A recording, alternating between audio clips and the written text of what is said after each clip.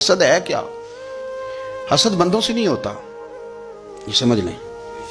حسد کا مطلب، حسد کی لغوی تعریف یہ ہے کہ یہ سمجھ لینا کہ یا اللہ اسے نہیں دینا چاہیے تھا، مجھے دینا چاہیے تھا، یہ تعریف ہے۔ تو حسد ہوتا کس سے ہے؟ حسد دراصل بندے پہ نہیں کیا جاتا۔ حسد کا معنی یہ ہے کہ آپ اللہ کی تقسیم پر اعتراض کر رہے ہیں۔ آپ کا کہنا یہ ہے کہ یا اللہ یہ تقسیم ٹھیک نہیں ہوئی، معاذ اللہ یہ ادھر چلا گیا، یہ تو ادھر آنے والی چیز تھی۔ تو یہ آپ نے ڈائریکٹ جو مقابلہ شروع کیا، معاذ اللہ یہ تو آپ نے اللہ کی تقسیم کے ساتھ شروع کر دی۔ تو پھر دل میں بگاڑ آتا ہے، پھر انسان ٹوٹ پھوٹ کا شکار ہوتا ہے، پھر وہ کمزور پڑ جاتا ہے، پھر وہ ایسی باتیں کرتا ہے جو اس کے منصب کے مطابق نہیں ہوتی، کچی بات کرتا ہے، کمزور بات۔ اللہ بہتر جانتے ہیں کون سی چیز اس نے کہاں رکھنی ہے۔ رب کی حکمت پر اور اس کی دی ہوئی توفیق پر راضی رہنا ایمان کا تقاضا ہے، لیکن ہمیں تو چاہیے تقسیم اپنی مرضی کی۔ ادھر کیوں چلا گیا، ادھر آنا چاہیے تھا۔ بھئی آپ کو یہ کس نے حق دیا ہے؟ مالک نے جو چاہا، جب چاہا، جہاں چاہا اپنے فضل سے عطا فرمایا۔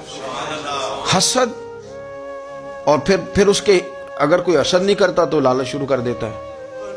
وہ کہتا ہے کہ یہ جو اس کا مال ہے اس میں میرا بھی حق تھا، یہ تو مجھے ملنا چاہیے تھا۔ آپ یقین کریں کہ بندے بندوں سے کم پیار کرتے ہیں، جیبوں سے زیادہ پیار کرتے ہیں۔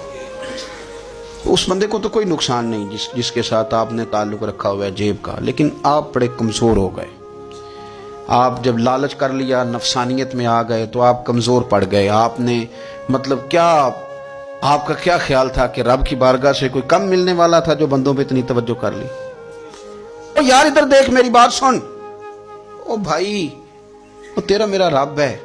یہ ہو سکتا ہے کہ امیروں کو دے دے اور تیرے جیسے میرے جیسے غریبوں کو وہ بھول جائے؟ یہ ہو سکتا ہے؟ تو کیوں لوگوں کی جیبوں پہ توجہ، لوگوں کی جیبوں پہ نظریں، فلانے کے پاس آ گیا تو میں رہ گیا؟ مطلب کس لیے؟ ہمارا رب کسی کو بھولتا نہیں ہے، کسی شخص کو وہ میرا مالک اپنے فضل سے نظر انداز نہیں کرتا، وہ سب کو نوازتا ہے، لیکن اس کی حکمت کے تقاضوں کا انتظار کرنا مسلمان کی شان ہے۔ کبھی کسی حسد میں کبھی کرنا ہو تو رشک کریں، مزہ آئے گا۔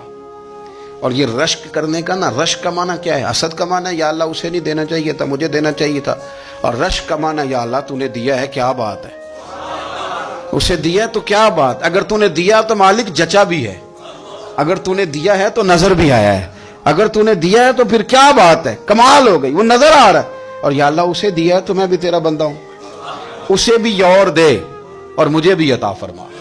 یہ رشک ہے۔ رشک کا نا حضور نے حکم دیا ہے۔ معاشرے میں حسد پر موٹ ہوا ہے، اگر کبھی رشک پر موٹ ہوتا نا تو عزتیں بڑھ جاتی، محبتیں بڑھ جاتی، خلوص میں اضافہ ہوتا، لوگ ایک دوسرے کے قریب آتے۔ ہم نے کسی فضیلت والے کی فضیلت کو تسلیم کرنے سے انکار کر دیا، ہم نے کسی بڑائی والے کی بڑائی کو تسلیم کرنے سے انکار کر دیا۔ ہم نے حسد کیا، ہم نے لالچ کیا، ہم حریص ہوئے۔ اس کا نقصان یہ ہوا کہ لوگ ایک دوسرے کے پاس رہتے ہوئے پاس نہیں رہتے، ایک دوسرے کے ساتھ وقت گزار رہے ہوتے ہیں، لیکن ان کے بارے میں رویے ان کے سخت ہوتے ہیں، لب و لہجہ تلخ ہوتا ہے۔